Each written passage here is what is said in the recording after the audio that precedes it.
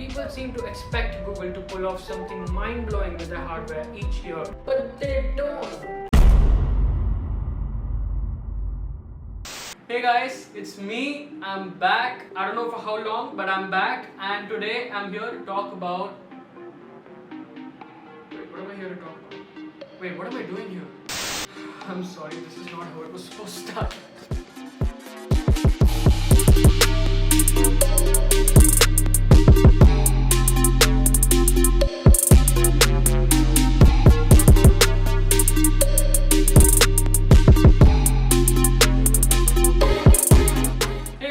I'm sorry for that crappy intro, and I'm also sorry for being so inconsistent, although none of you really care. So. Why do I do this?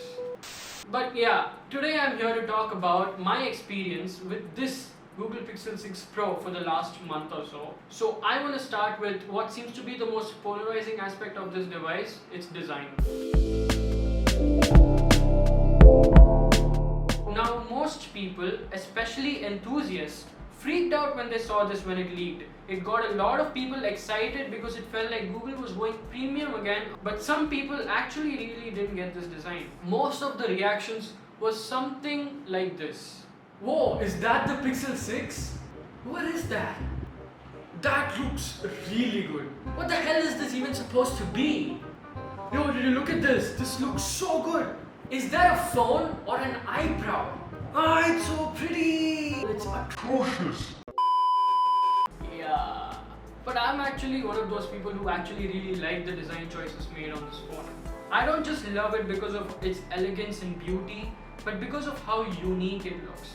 In a crowded space of boring and repetitive looking smartphones, all following the trend of one major company, it is actually refreshing to see someone trying to do something different and establishing their own brand rather than following someone else's footsteps. I mean, if you look at a phone out there with a big black bar running across the back of the phone, you would easily be able to tell that it's a Pixel 6. So for a company who has been struggling to gain some market share, this approach is actually clever. And it's a very satisfactory piece of hardware to hold because of its luxurious build. The stainless steel frame makes the phone feel extremely premium, but it's definitely very, very slippery. It has made me feel like I'm going to drop this phone on multiple occasions. Say whatever you want, but this design is definitely a statement. And it's living proof that Google is finally taking the smartphone business seriously and wants to gain some of that market share that it's not been able to gain in the past few years. Anyways, enough about this. Let's talk about the front of the phone. This display is great. The front of the phone has minimal bezels and just one hole punch camera cutout, which looks beautiful, and the phone makes use of all the extra screen space available. It might be one of the best displays I've ever seen on a phone. It's sufficiently bright, definitely usable under direct sunlight, and the colors look vibrant, well saturated and punchy. And also 120Hz supremacy! It's great for watching movies and shows, especially in HDR. Which reminds me that the stereo speakers on this are also some of the best I've heard on any phone, and I have no issues with them. Now it's a huge phone, like 6.7 inches huge, and my hands are tiny, so there's definitely some getting used to it, but once you start using it on a day-to-day basis, you will just get used to it. That's what happened to me. Now that being said, let's talk about the aspect that sets this phone apart from every other Android manufacturer. The processor.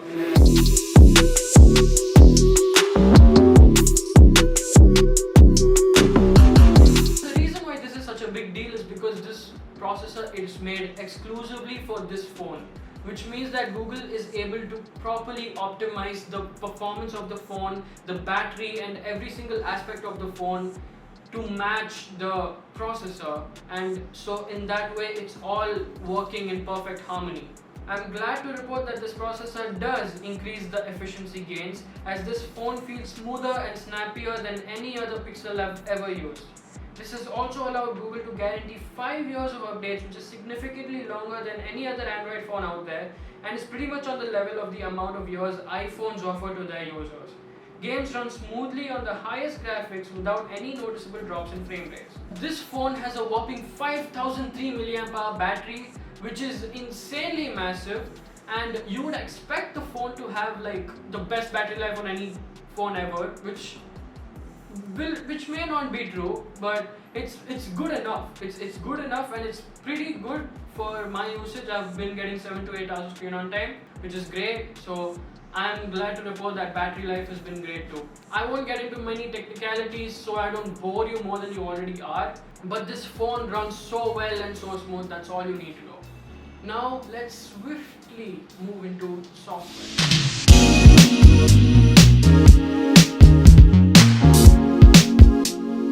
This, no cap, is still this phone's strongest suit, just like every other Pixel that's come before. Android 12 is arguably the biggest update in the history of Android, and it is so good.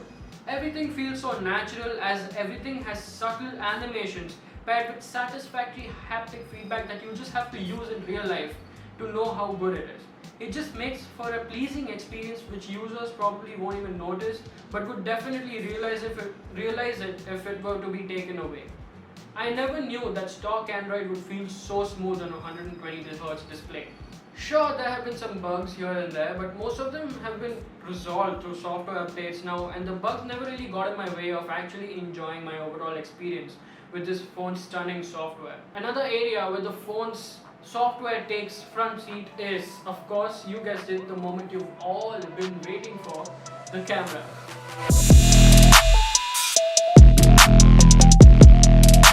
The camera is great. There, I said it. That's what you wanted to know, if the camera is good or not. I said it's great. Now you can go. Ha! Just kidding. I'm not letting you go until I explain why it's good. Because I know you don't need explanation, but I want to give you an explanation, so you're going to listen to my explanation. Unless you want to go. For which in that case I can't really stop you. Can't I? Google has really upped their game here by upgrading to a huge 50 megapixel sensor, which lets in way more light and captures way more detail than before. This larger sensor creates a natural depth of field which looks so great, almost making the portrait mode redundant. Speaking of which, portrait mode has become way too artificial looking at this point, especially with the natural depth of field that you can achieve with the main lens itself. It's like just pointless to use portrait mode at this point. Low light pictures also look great, and with the help of this larger sensor, night sight makes the pictures have way more detail, and it is very impressive. Like I mentioned before, the tensor chip improves the camera performance so much that it reduces the processing speeds by pretty much 80%. It also introduces a number of features, the most impressive one being Magic Eraser, which is essentially content-aware autofill from Photoshop, but made much more accessible and convenient here. And it genuinely works like magic, like the name suggests. Other features like long exposure and quick action pan also work pretty flawlessly and allows the photographer to have more versatility and capture shots that once would have been impossible to capture on a phone. But the area where this phone has improved the most this year is the video. From the saturation to the stabilization, everything is pretty much perfect. It's crazy to think how far smartphone cameras have come. This phone definitely takes some of the best videos, if not the best that I have ever seen. So long story short, this is a really good camera.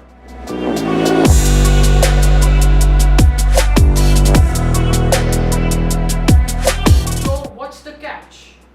I mean, I've praised this phone for pretty much the majority of this video, so there must be some things that I didn't like, right? Yes, of course.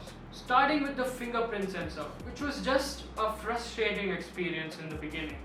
It was slow and finicky, probably because it uses an optical sensor instead of the ultrasonic, which is way faster. With updates over time in the last month, it has gotten better, but not to a point where it matches the accuracy and speed of my Pixel 4 XL's face unlock, or even the rear mounted fingerprint sensors, or the power button fingerprint sensors, or whatever those are called. But my main issue with this device is its lack of availability.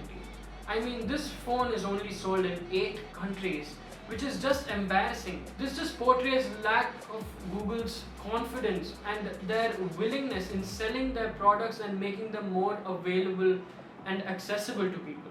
This phone is priced really well at $899. It is significantly cheaper than its other competitors, the Samsung Galaxy S21 Ultra and the iPhone 13 Pro, or even the OnePlus 9 Pro are significantly more expensive than this phone. But its younger sibling, the Pixel 6 Non-Pro, is just $599, which is like 45,000 Indian rupees, and it's almost identical to this one.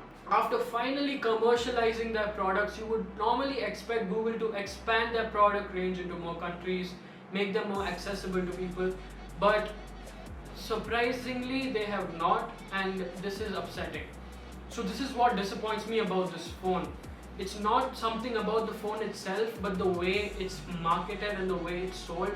It's so limited, and major markets are missing out on a good phone. So here's to wishing that Google does something with the Pixel 7 and just makes it available in more places. Anyways, that's all I have to say. You can stop listening to me blabber now, and just please go down and hit that like button. And if you wish to dislike it, you can go ahead, but I mean, YouTube doesn't display the amount of dislikes anymore, so joke's on you. Also, subscribe if you haven't, please, it would be really helpful, and I will see you next time, maybe. Thank you for watching, bye!